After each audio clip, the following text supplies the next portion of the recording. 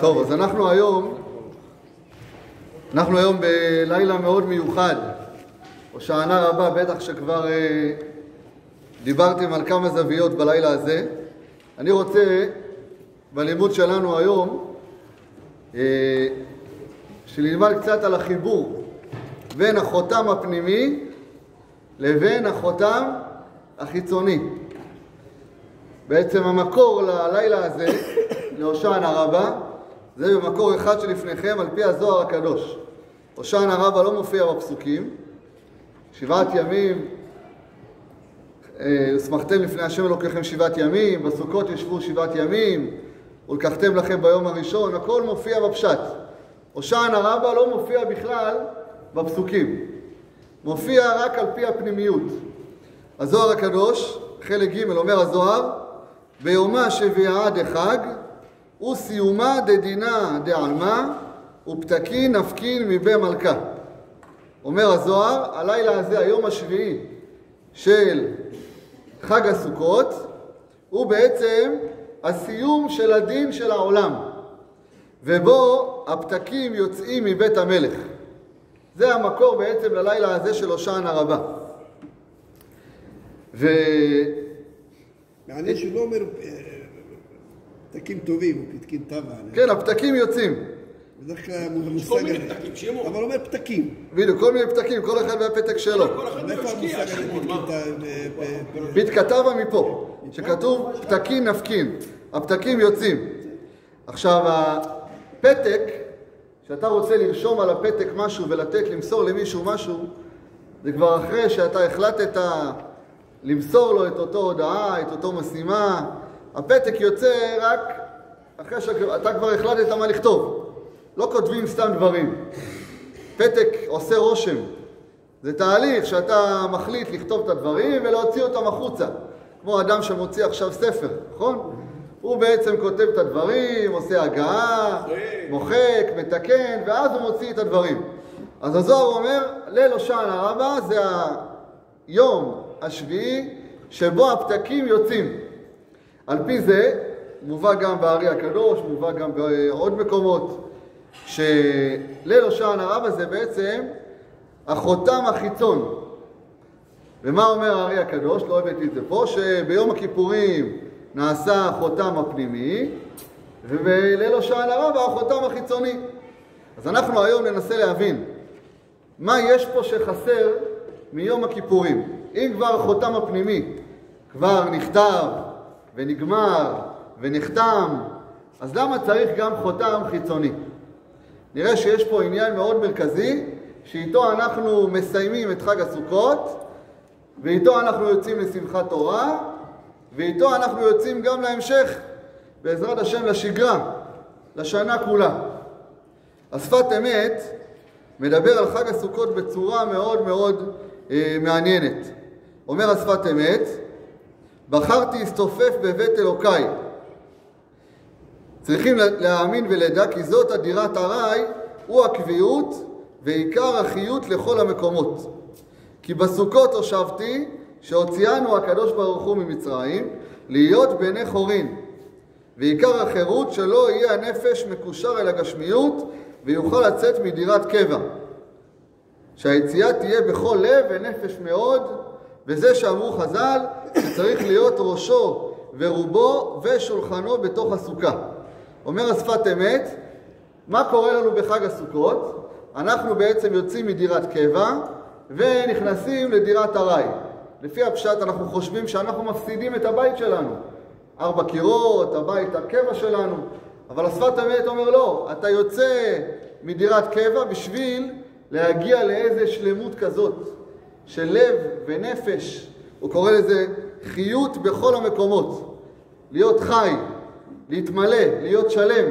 לכן על פי הפשט, לפי ההלכה, צריך אדם להיות בסוכה, ראשו ורובו ושולחנו.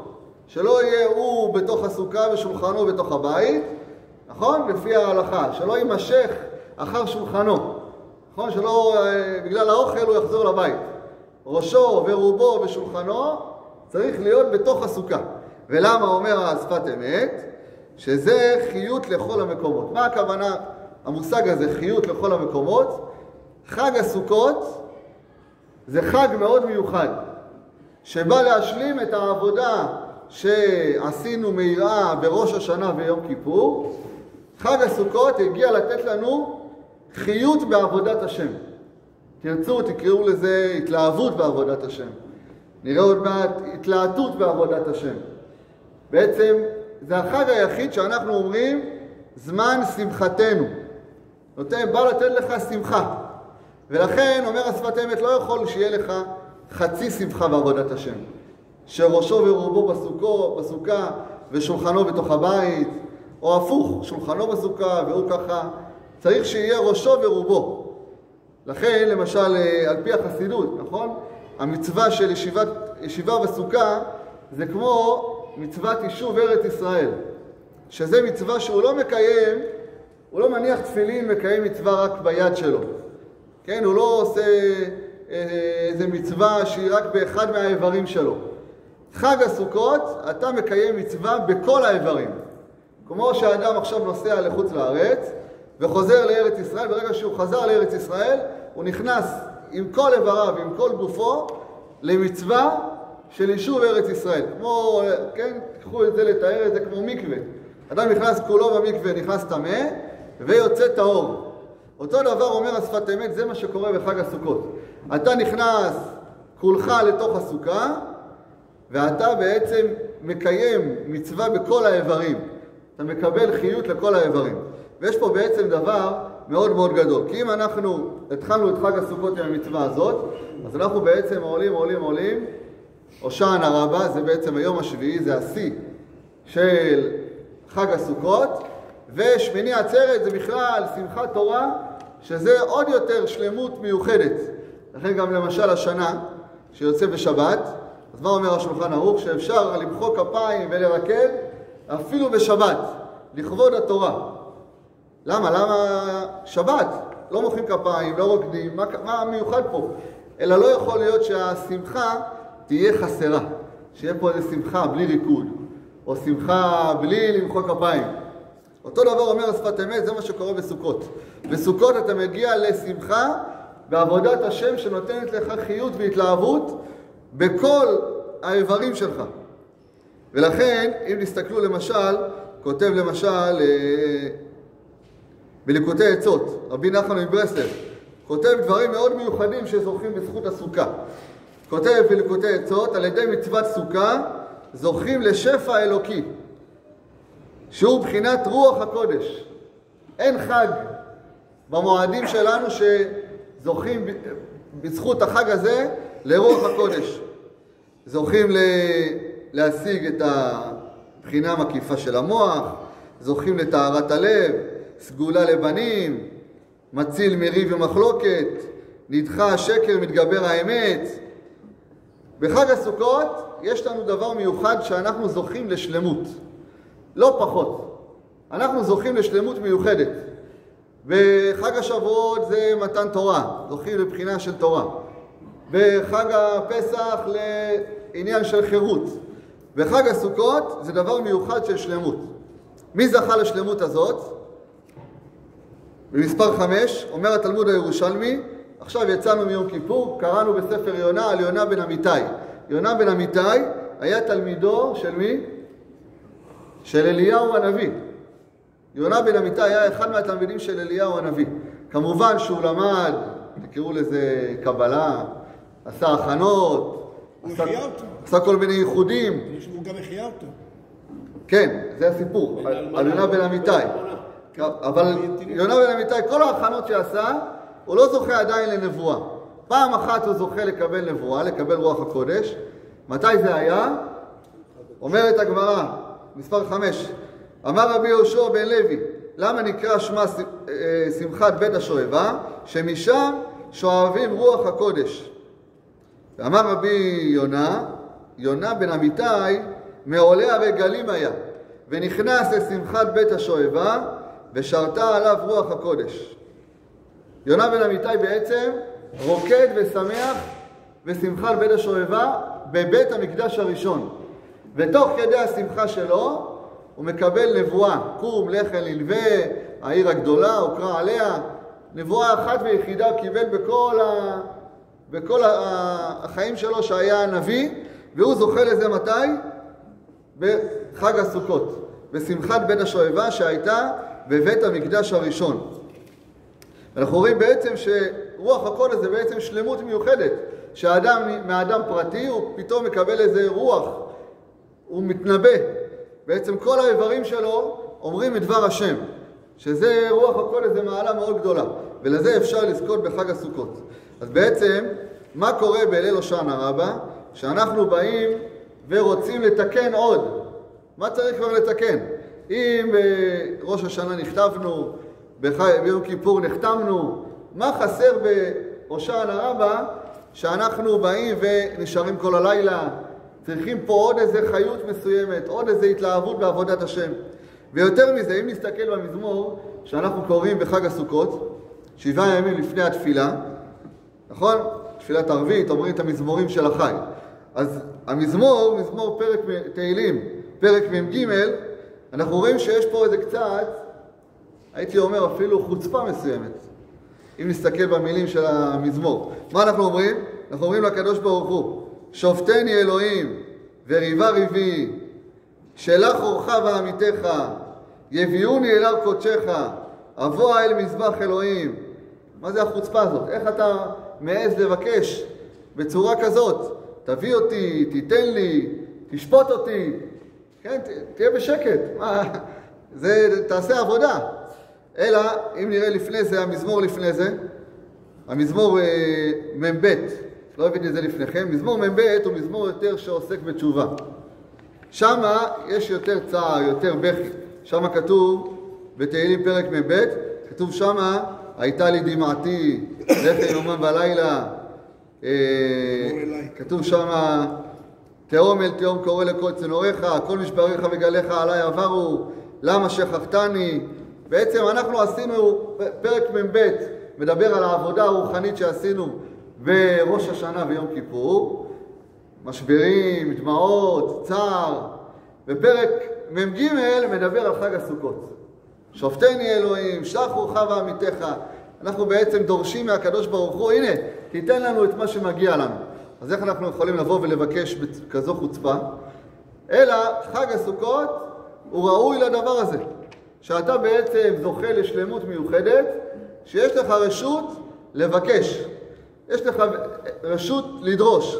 והשיא של זה, זה הושענא רבה. הושענא רבה בעצם אתה בא ואתה אומר לקדוש ברוך הוא, הנה אחרי 51 יום, שעשיתי עבודה רוחנית מהירה, מאהבה, הושענא רבה זה בעצם החותם החיצון. אז בעצם, מה הכוונה חותם חיצון?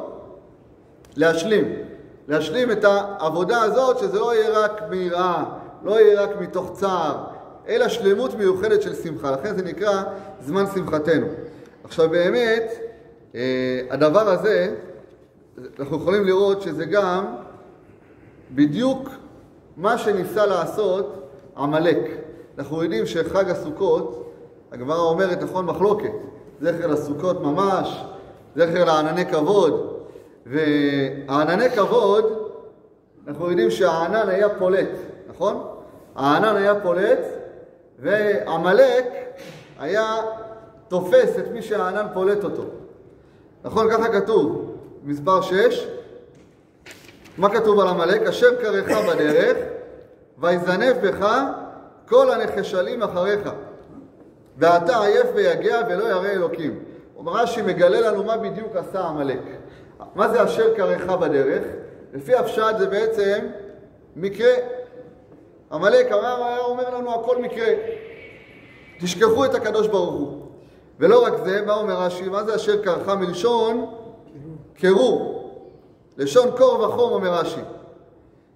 שציננך והפשירך מרתיחתך. שכל האומות היו יראים לבוא ולהילחם, בא זה וקרר את האמבטיה הרותחת. מי היה הענן פולט? אז את מי היה הענן פולט? אנחנו רואים שבעצם עמלק ראה שעם ישראל יצאו ממצרים ומאמינים בהשם יותר מדי. הם עדיין, הרתיחה שלהם עדיין קיימת. ההתלהבות שלהם בעבודת השם עדיין קיימת. אז מה הוא עשה? הוא בא והתחיל לקרר. לקרר את עם ישראל. איך הוא קרר אותם? היה אומר להם, זה רק מקרה, אל תהיו כאלה, תחשבו שהקדוש ברוך הוא ממש איתכם, אל תהיו פנאטים, אל תהיו קיצוניים. ואז כל אלה שהם עייף ויגיע ולא ירא אלוקים, אומר רש"י, הענן היה פולט אותו. בעצם ענני הכבוד שאנחנו עושים את חג הסוכות לכבודם, הכרת הטוב על ענני הכבוד, הם היו בעצם פולטים את מי שהיה שומע בקול עמלק. מי שהיה מתקרר, מי שהיה קצת שוכח את השם, הענן היה פולט אותו. העבודה של חג הסוכות היא לצאת מהבית ולשבת בסוכה ותחת כיפת השמיים ולזכור שהסוכה יצא לאמונה. הסוכה בעצם מזכירה לך שיש הקדוש ברוך הוא בעולם. והענני כבוד מזכירים לך את אותו העניין הזה. אל תהיה כזה שמקשיב לעמלק ומתקרר בעבודת השם. תהיה תמיד באש, תהיה תמיד בהתלהבות. תהיה תמיד עם להט כזה של חשק למצוות, של לקיים את המצוות, של שמחה בעבודת השם. הכניסה לסוכה היא פעולה הפוכה מהיציאה החוצה, מהפליטה שפולטת אותה בדיוק, בדיוק. הסוכה שהיא זכר לענני כבוד, היא בעצם פעולה הפוכה לתקן את ההתקררות הזאת שהענן היה פולטו. ראיתי למשל, הרב יורם כותב באמרי נועם, הוא כותב שגם בימינו הסוכה שמסמלת את הענני כבוד, יש את הבחינה הזאת. כלומר, אם אדם מרגיש, ככה הוא כותב באמרי נועם, אם אדם מרגיש יותר מדי צער בסוכה, וחום, וזבובים, ורוצה כבר להיכנס הביתה, סימן שהסוכה פלטה אותו. ככה הוא כותב. שהוא צריך קצת להתלהב בעבודת השם. אם היית מתלהב, לא היית שם לב לחום ולזבובים כמובן, שיש בזה גם דברים גשמיים, ואדם צריך שיהיה לו מזגן בסוכה ושלא יהיו זבובים. אבל הבחינה הזאת שהייתה ביציאה ממצרים, שהענן היה פולט והעמלק היה מקבל, אותו דבר זה מלחמה תמידית בינינו לבין העמלק. עמלק תמיד מנסה לקרר, כל פעם זה איזו אומה אחרת, שמנסה לקרר אותנו בעבודת השם, והמשימה שלנו היא בעצם להתלהט. למשל, בפירוש רבנו בחיי, הוא מביא למשל דוגמה, לאחת המלחמות שהיו מול עמלק. שאול המלך נלחם בעמלק, ומה הוא עושה? הוא מרחם על הגג, נכון? הגג מלך עמלק, משאיר אותו חי, מחכה עד ששמואל הנביא יבוא. שמואל הנביא מגיע, מה כתוב שמה? וישסף שמואל את הגג לפני השם. אומר רבנו בחיי, למה צריך לשסף אותו? תהרוג אותו, זהו. ולא רק זה, הוא אומר, היה מחתך את בשרו כזיתים. שמואל הנביא חותך את הבשר של הגג מלך עמלק כזיתים, חלקים קטנים, כזית, ונותן לנעמיות, נותן לציפורים. למה שמואל הנביא צריך ככה להתנהג בכזו אכזריות?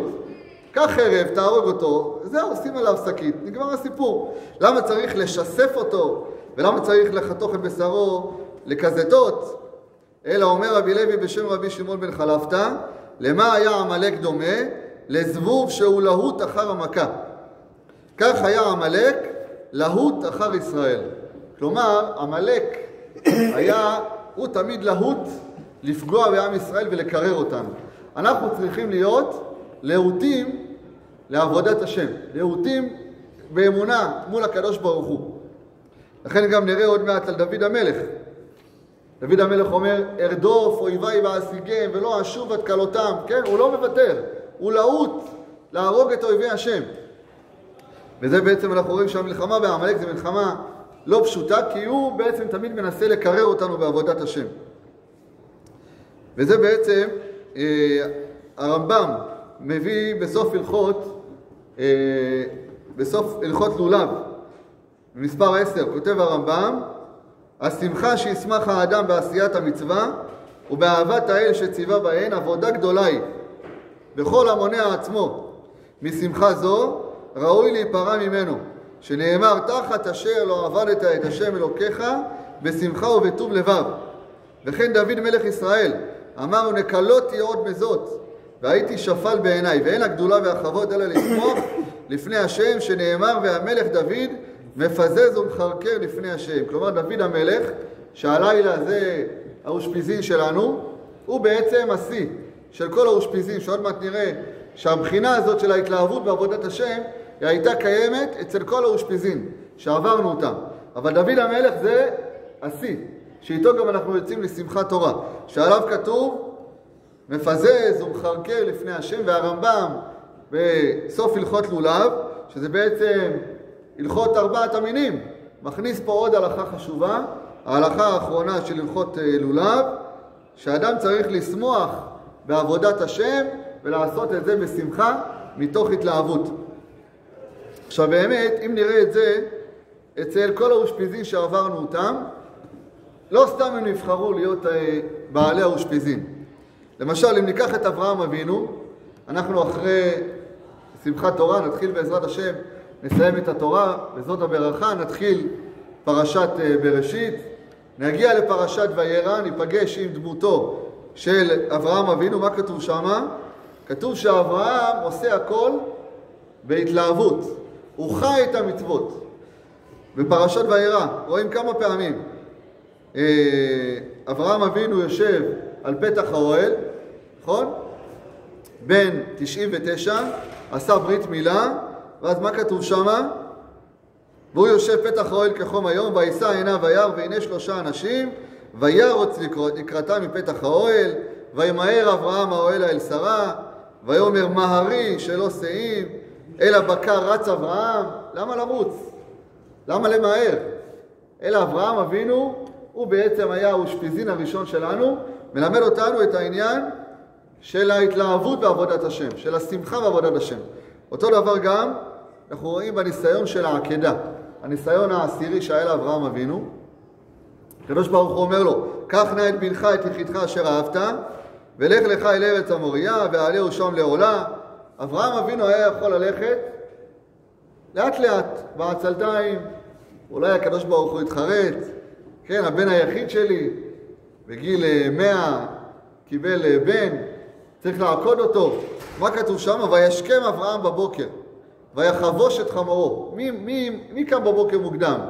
מי חובש את החמור שלו בעצמו? רק מי שיש לו התלהבות, לעשות רצון השם. לכן כתוב, מה אומר המדרש? אהבה מקלקלת את השורה. כלומר, אברהם אבינו, אפילו שהיה לו עשרות עבדים, הוא בא והוא בעצמו חובש את החמור. הוא בעצמו לוקח ומזדרז לעשות את מה שהשם ציווה ממנו, וזה בעצם מראה את ההתלהבות שהייתה לאברהם אבינו בעבודת השם.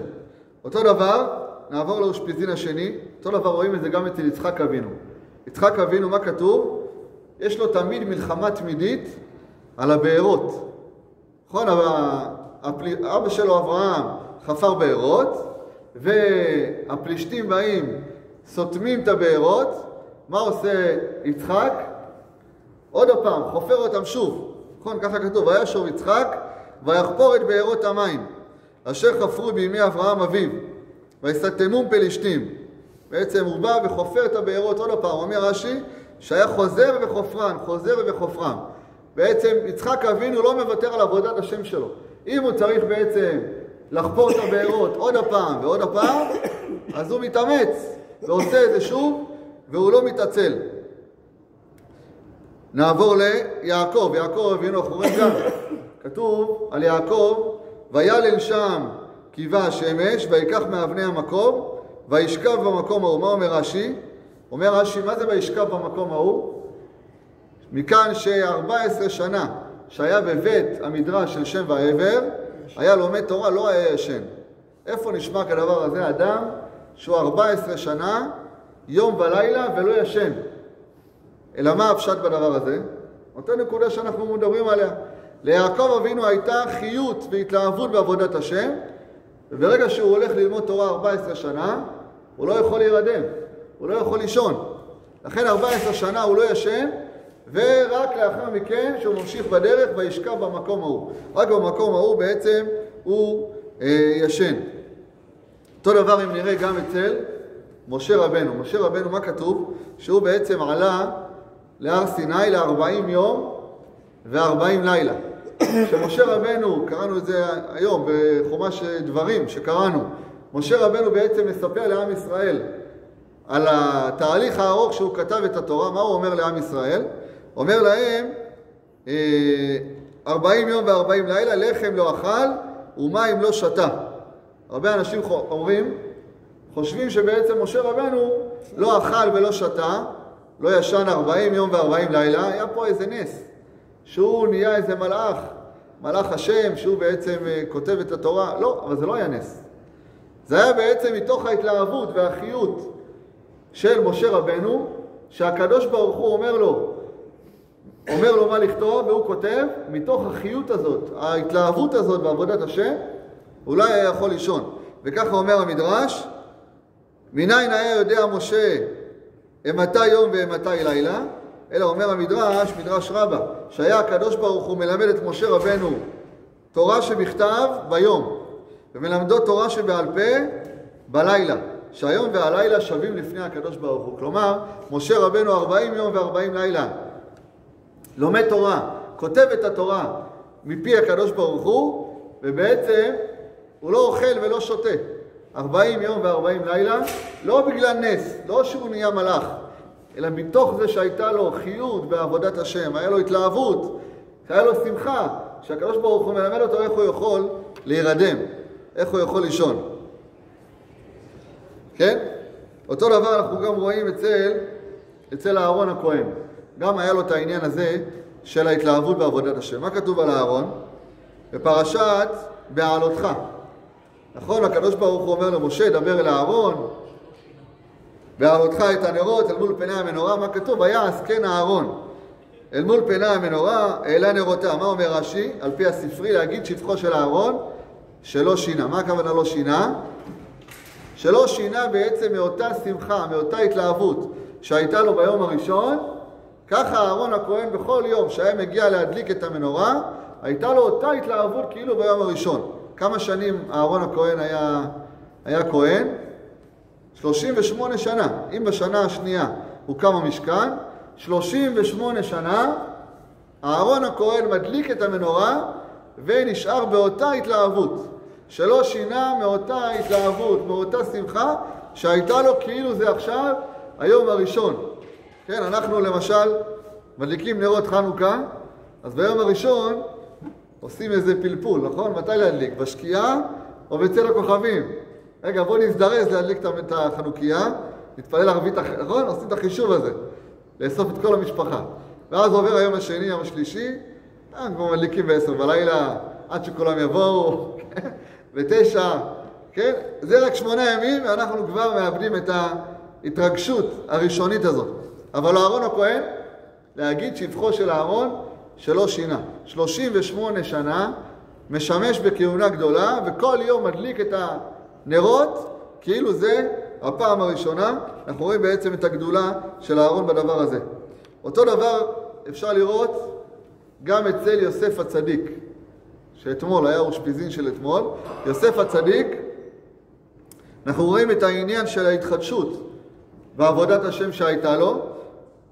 הניסיון הכי קשה שהייתה לו זה הניסיון עם אשת פוטיפר, ושם התורה מדגישה לנו 4 פעמים שהוא ברח מהחטא הזה שלא לחטוא עם אשת פוטיפר, ברח, וינוס ויצא החוצה. זה כתוב שם בפסוקים 4 פעמים. וככה אומרת התורה, והיא כדברה אל יוסף יום יום ולא שמע אליה, לשכב אצלה להיות אימה. והיא כהיום הזה ויבוא הביתה לעשות מלאכתו, ואין איש מאנשי הבית שם בבית, ותתפסר בבגדו, לאמור שכבה עמי, ויעזוב בגדו בידה, וינוס ויצא החוצה. פעם אחת. אחרי זה, פסוק אחרי זה, ויקיר אותה כי עזב בגדו בידה, וינוס החוצה. פעם שנייה.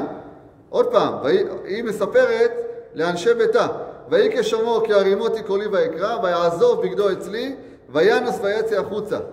ועוד פעם, ויקה הרימי קולי ויקרא, ויעזוב בגדו אצלי, וינוס. 4 פעמים התורה מדגישה שיוסף הצדיק לא סתם מתחמק מהחטא, לא יצא החוצה סתם, אלא וינוס. מי זה וינוס? אדם שבורח, אדם שיש אש בבית עמרם, כן? יוצא החוצה ובורח מהחטא. ואנחנו יודעים שהניסיון הזה היה לא פשוט. הגמרא במסכת יומא בדף למדי אומרת הגמרא שהניסיון הזה היה מאוד מאוד קשה. שבכל יום ויום אומרת הגמרא הייתה אשת פוטיפר משדלתו בדברים. בגדים שלבשה לו שחרית לא לבשה לו ערבית. בגדים שלבשה ערבית לא לבשה שחרית. אמרה לו ישמע לי, אמר לה לאו. אמרה לו הריני חובשתך בבית האסורים. אמר לה השם עתיר אסורים. הריני כופף את קומתך, השם זוקף כפופים. הריני משמה את עיניך, השם פוקח עברים. נתנה לו 1,000 כיכרי כסף לשמוע אליה, ולא רצה לשמוע אליה. הגמרא בעצם משבחת את יוסף הצדיק, שהייתה לו התלהבות כזאת וכוח גדול לברוח מן החטא. לכן התורה מדגישה 4 פעמים שהוא בעצם היה צריך לנוס ולצאת החוצה. והאושפיזין האחרון זה בעצם דוד המלך. דוד המלך, מכל הכיוונים, אתה רואה איזה התלהבות הייתה לו בעבודת השם. קודם כל, זה מה שדיברנו לפני זה, על המלחמה בעמלק. אנחנו יודעים שדוד המלך נמשך למלך לאחר שאול. שאול בעצם הפסיד את המלוכה, בגלל שהייתה לו קצת עצלות בעניין הזה של המלחמה בעמלק, ואז הגיע דוד המלך, שעליו בעצם אנחנו רואים גם את העניין הזה של הושענא רבה, שנשארים בעצם ערים כל הלילה. דוד המלך, הגמרא במסכת ברכות, זה אצלכם במקור, אצלכם מקור מספר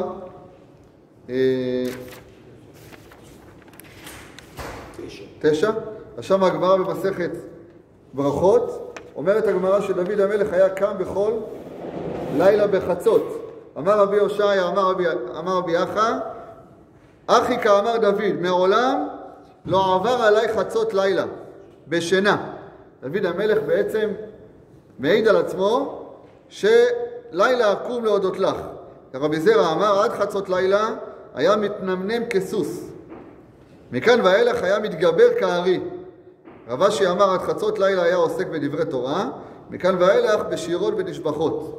זאת אומרת, הגמרא מקשה שם, איך ידע דוד המלך על חצות לילה, ומשה רבנו לא ידע, שאמר לפרעה, כך חצות לילה. אלא אומרת הגמרא שהיה, אמר רבי שמעון חסידה, כינור היה תלוי למעלה ממיטתו של דוד. כיוון שהגיע חצות לילה, באה רוח צפונית, ונושבת בו ומנגן מאליו, מיד הוא עומד ועוסק בתורה עד שעלה עמוד השחר. בעצם דוד המלך מסמל את החיות הזאת בעבודת השם, את השלמות הזאת. אם אמרנו שהייתה אצל כל האושפיזים, הושענא רבה זה בעצם החיתום, השלמות הנוספת שדוד המלך היה בעצם בשלמות הזאת, וכל הלילה היה יושב ועוסק בתורה. עכשיו אנחנו באמת ראינו ברמב"ם, שהרמב"ם אומר שדוד המלך היה מפזז ומחרקר. זה גם בשמחת תורה. אנחנו יוצאים מאותו אור של דוד המלך של היום השביעי של חג הסוכות, אנחנו מקבלים את השמחה הזאת מדוד המלך. ושמה בספר שמואל ב' בפרק ו' אנחנו לומדים על דוד המלך שהיה מפזז ומחרקר. וככה אומר הנביא, ספר שמואל ב' פרק ו', וילך דוד ויעל את ארון האלוקים מבית עובד אדום, עיר דוד בשמחה. ויהי כי צעדו נושאי ארון אדוני 6 צעדים ויזבח שור ומרי. דוד המלך מוביל את ארון השם, וכל 6 צעדים הוא בעצם מקריב שור. ודוד מחרקר בכל עוז לפני אדוני, ודוד חגור אפוד בה. דוד המלך היה לובש בגדים של כהן גדול ורוקד לפני הארון.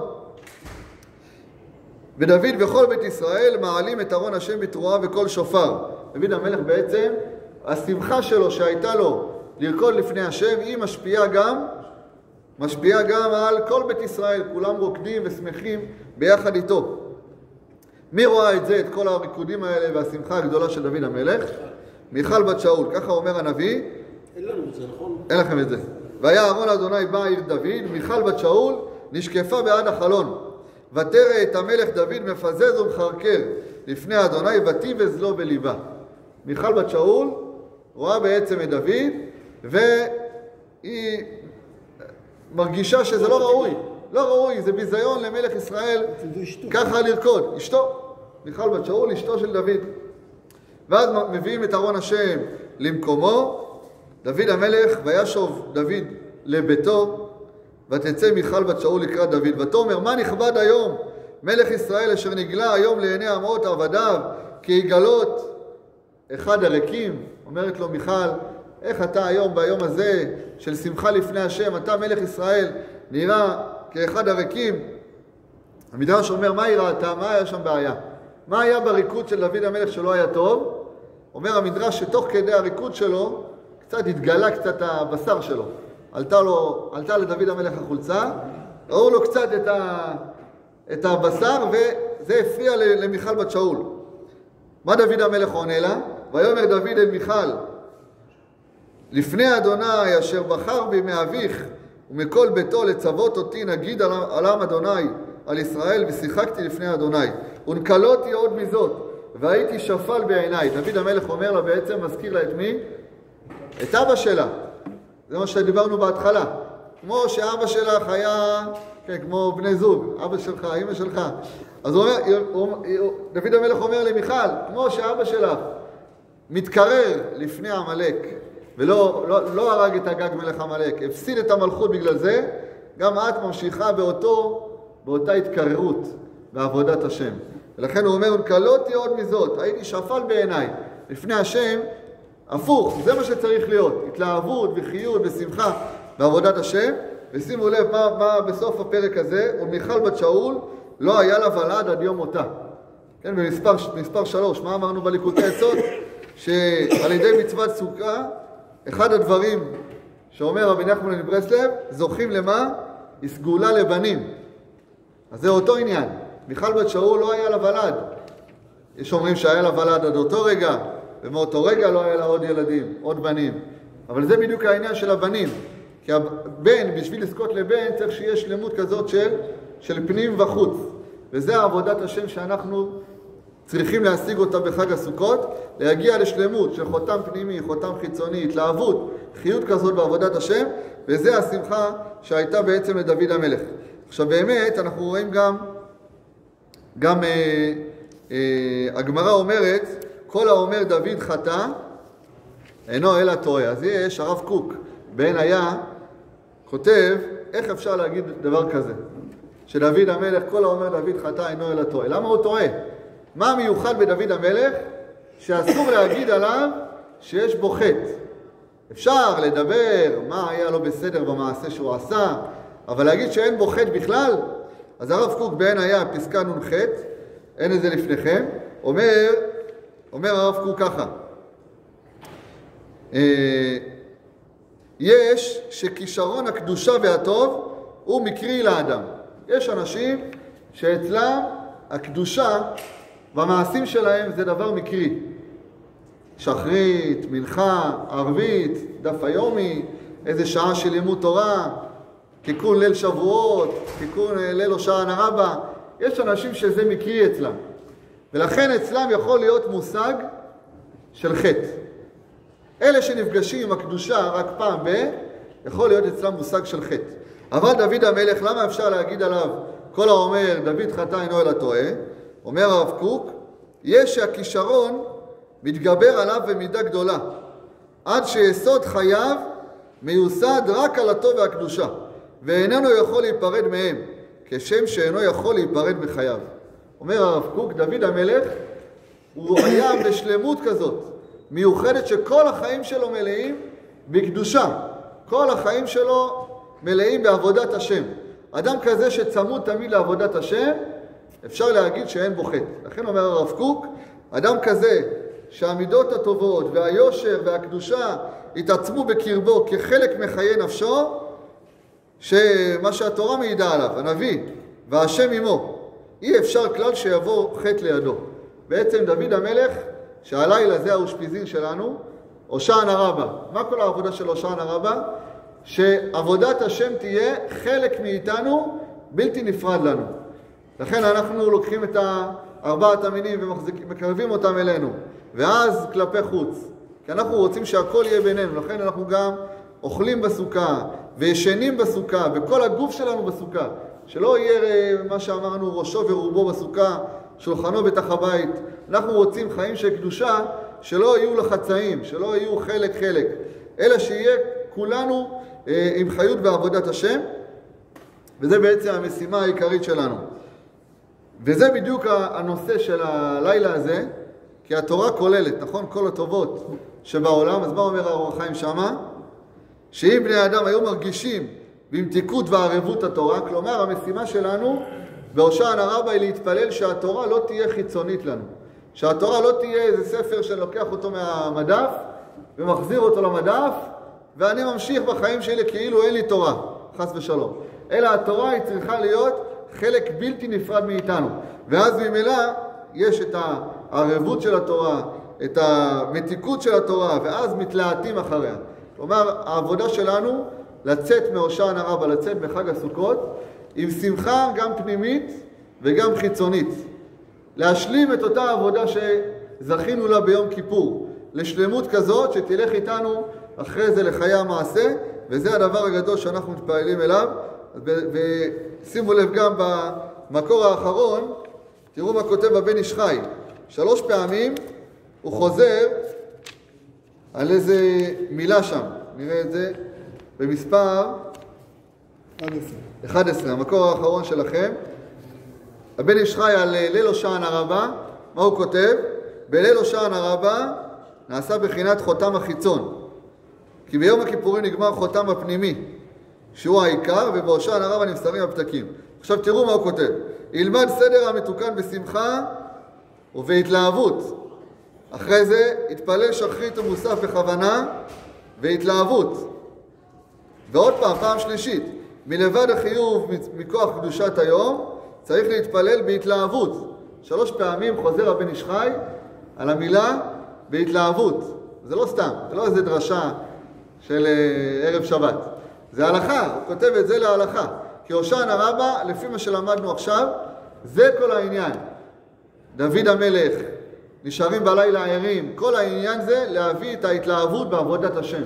שהתורה ועבודת השם והחיבור אל הקדוש ברוך הוא יהיה חלק ממך, וזה בעצם ההסבר החסידי להושענא רבה שמשלים את החותם החיצון.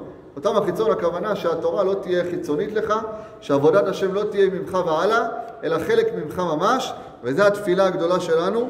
בעזרת השם שנזכה לצאת לשגרה לכל השנה כולה, שהתורה תהיה באמת חלק מאיתנו בלתי נפרד, ועל ידי זה נזכה בעזרת השם לשנה מבורכת, וכל תפילותינו יתגשמו לברכה בעזרת השם. אשריכם, אשריכם ישראל.